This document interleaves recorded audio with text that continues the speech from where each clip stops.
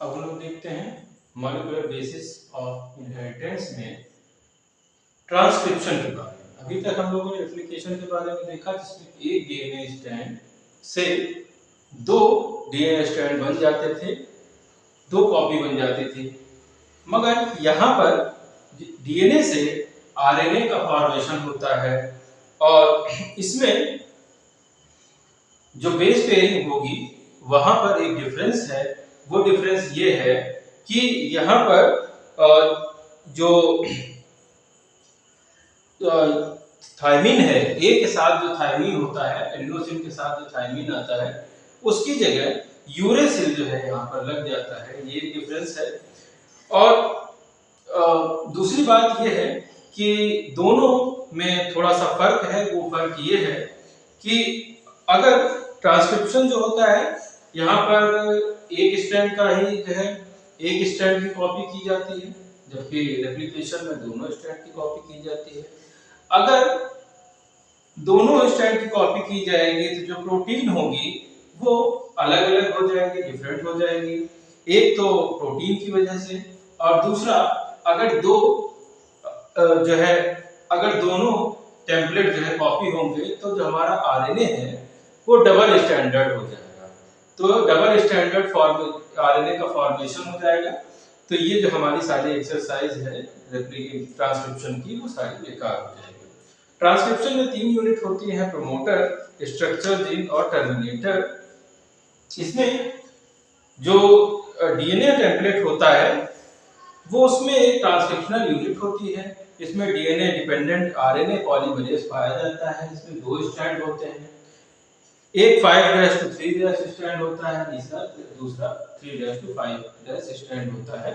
जो 3' to 5' strand होता है वो टेम्पलेट स्ट्रैंड की तरह कार्य करता है।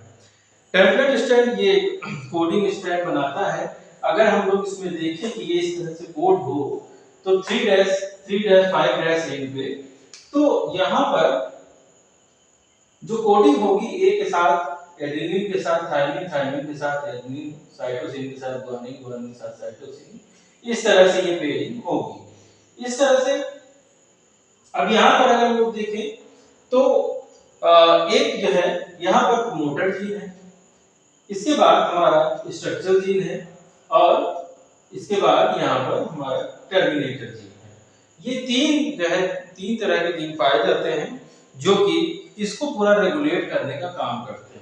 यहाँ पर 3' 5' पर सबसे पहले प्रमोटर आकर के ज्वाइन करता है, प्रमोटर आकर के उसको बाइंड करता है और यहाँ से जो प्रोसेस होती है वो जो है शुरू होती है, इसको इनिशिएशन बोलते हैं।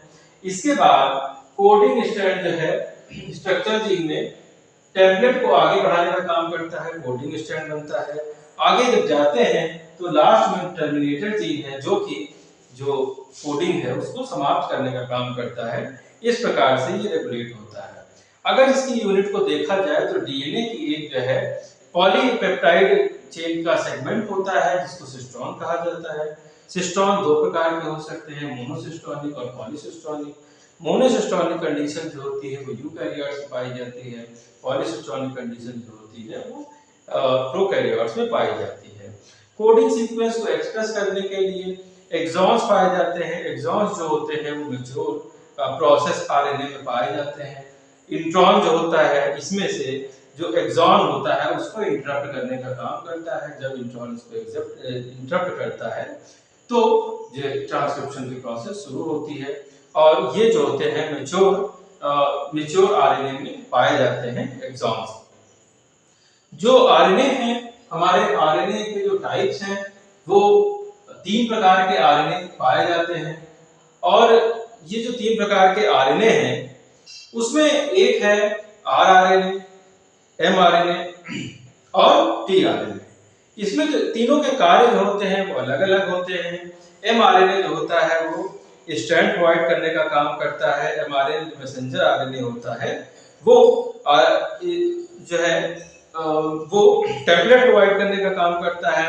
टीआरएनए जो होता है वो एमिनो एसिड्स को लाने का काम करता है और जेनेटिक कोड को रीड करने का काम करता है। वहीं पर जो आरआरएनए होता है वो कैटालिटिक फंक्शन करता है ट्रांसक्रिप्शन के लिए वो एंजाइम का फॉर्मेशन करता है और इस प्रकार से जो है वो ट्रांसक्रिप्शन की प्रक्रिया होती है। अगर हम लोग देखें तो बैक्टीरिया में जो आरएनए पॉलीमरेज होता है वो जो है प्रमोटर को बाइंड करता है, जो प्रमोटर को बाइंड करके इनिशिएशन की प्रोसेस शुरू करता है। यहाँ पर ट्राइफॉस्फेटिक सब्सटेंस जो है पाए जाते हैं।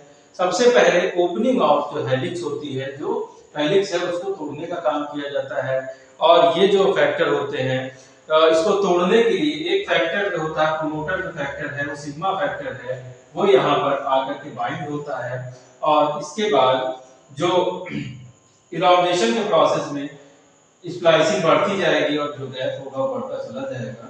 आगे की तरफ जब जाएंगे तो यहाँ पर लास्ट की तरफ जो है रो फैक्टर काम करेगा, रो फैक्टर टर्मिनेशन का काम करेगा। अब कहां पर यहाँ पर इनिशिएशन होगा या टर्मिनेशन होगा, ये इस बात से डिफाइन जो है डिटरमाइन होगा कि वहां पर सिग्मा फैक्टर काम कर रहा है या वहां पर रो फैक्टर काम कर रहा है। इस प्रकार से जो है ट्रांसक्रिप्शन की जो प्रोसेस होती है वो कंप्लीट होती है।